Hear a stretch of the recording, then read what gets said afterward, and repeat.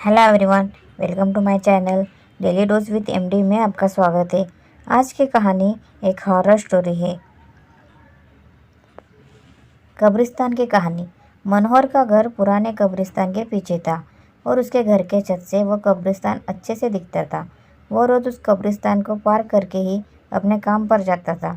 मनोहर के 2 बच्चे थे और दोनों बच्चे बड़े ही शैतान थे। बड़े बेटे का नाम रॉकी और छोटे बेटे का नाम विकी था। एक बार गर्मी की छुट्टियों में रॉकी और विक्की की बहन सोनिया भी आई हुई थी। तीनों मिलकर रात के लगभग 12 बजे एक रूम में ट्रूथ और डेयर खेल रहे थे। रॉकी सोनिया से पूछता है कि तुम ट्रूथ लेगी या डेयर। सोनिया डेयर लेती है और पूछी कि तुम लोग कुछ खतरनाक करने के लिए तो नहीं कहोगे ना। रॉकी, ये हुई ना बात, तो जाओ अब छत पर से घूम करके आओ और छत पर रखे गमले में से फूल तोड़ कर लाना होगा, तभी हम पता चलेगा कि तुम छत पर से आई हो। सोनिया, छत पर से तो कब्रिस्तान दिखता है। नहीं, मैं नहीं जाऊंगी। रॉकी और विकी दोनों सोनिया को छत पर जाने के लिए ज़बरदस्ती बोलते हैं। सोनिया छत पर जाती है और जैसे ही गमले में से फूल की तरफ बढ़ती है तभी उसकी नज़र कब्रिस्तान की ओर पड़ती है। कब्रिस्तान में एक बड़ा सा सूखा पेड़ होता है। वह देखती है कि उस पेड़ पर एक सर कटी हुई लाश उल्टी लटक रही होती है। सोनिया उसे देखती है और जोर से चिल्लाती है और चिल्लाती हुई बेहोश हो जाती है। फिर जब सोनिया बहुत देर तक छत पर से नहीं लौटती तो रॉकी और विकी दोनों डर जाते हैं और वह छत पर जाकर देखते हैं तो पाते हैं कि सोनिया बेहोश पड़ी है। वो तुरंत मनोहर को बुलाते हैं और सारी बात बताते हैं। मनोहर, तुम तीनों को ऐसा खेल खेलने की ज़रूरत क्या थी? और रॉकी, तुम तो जानते हो उस कब्रिस्तान के बारे में कैसी कैसी खबरें आती है, फिर भी तुम सोनिया को रात में छत पर जाने के लिए क्यों भेजा? रॉकी, सॉरी डैड, मुझसे गलती हो गई। हम आगे से ऐसा नहीं करेंगे। मनोहर, और फिर कभी दोबारा ऐसा काम किया तो तुम दोनों को उसी कब्रिस्तान में छोड़ाऊंगा। अच्छा सोनिया बेटी, ये बताओ तुमने वहाँ ऐसा क्या देख लिया था कि तुम वही बेहोश हो गई? सोनिया सहमी हुई हालत में मनोहर को सारी बात बताती है कि उसने क्या देखा।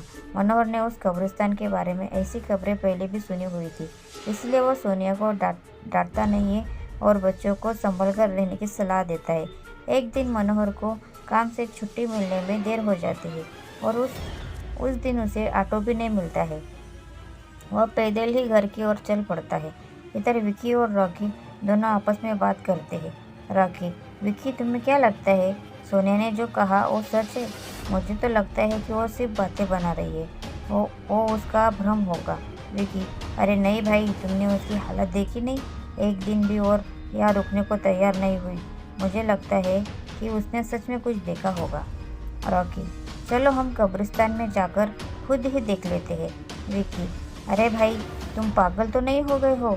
मुझे अपनी जान बहुत प्यारी है, मैं कहीं नहीं जाऊंगा और तुम भी मत जाओ। विकी के मना करने के बावजूद रॉकी नहीं मानता और वह अकेले ही कब्रिस्तान की ओर चल देता है। कब्रिस्तान का दरवाज़ा खुलता है और अंदर चला जाता है।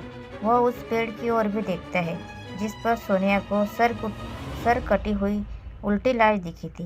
रॉकी खड़े होकर उस पेड़ की ओर देखता है। तब एक अदृश्य हाथ रॉकी को खींच कर लाते हैं और उस कब्रिस्तान में ढकलने की कोशिश करने लगते हैं। रॉकी चिल्लाता है, छोड़ दो मुझसे, गलती हो गई, मैं फिर यहाँ कभी नहीं आऊँगा।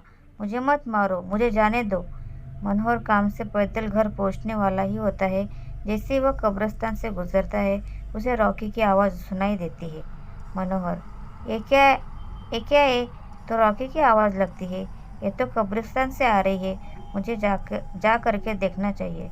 मनोहर कब्रिस्तान में चारों ओर देखता है लेकिन रॉकी कहीं नहीं दिखाई देता है। वह पर लौट कर आ जाता है और विक्की से पूछता है कि रॉकी कहाँ है? विक्की, पापा, मेरे बार बार मना करने के बावजूद भी रॉकी कब्रिस्तान में चला गया। वो जानना चाहता था कि सोनिया जो कह रही थी वो सच है या नहीं। मनोहर, हमारे पास समय बिल्कुल भी नहीं है। जाओ, घर के मंदिर में शंख में जो जल रखा है वो जल्दी से लेकर आओ। हमें रॉकी को खोजने कब्रिस्तान जाना पड़ेगा।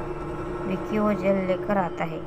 मनोहर और विक्की कब्रिस्तान में जाते हैं।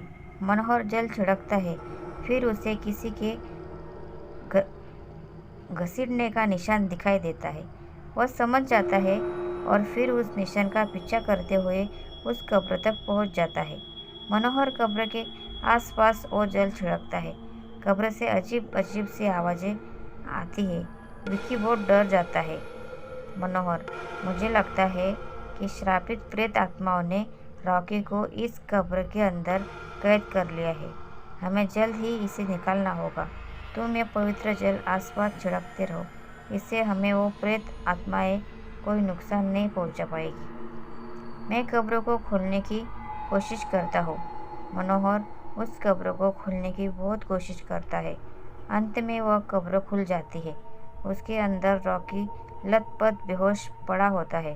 मनोहर रॉकी को लेकर हॉस्पिटल जाता है। उसकी हालत बहुत गंभीर होती है।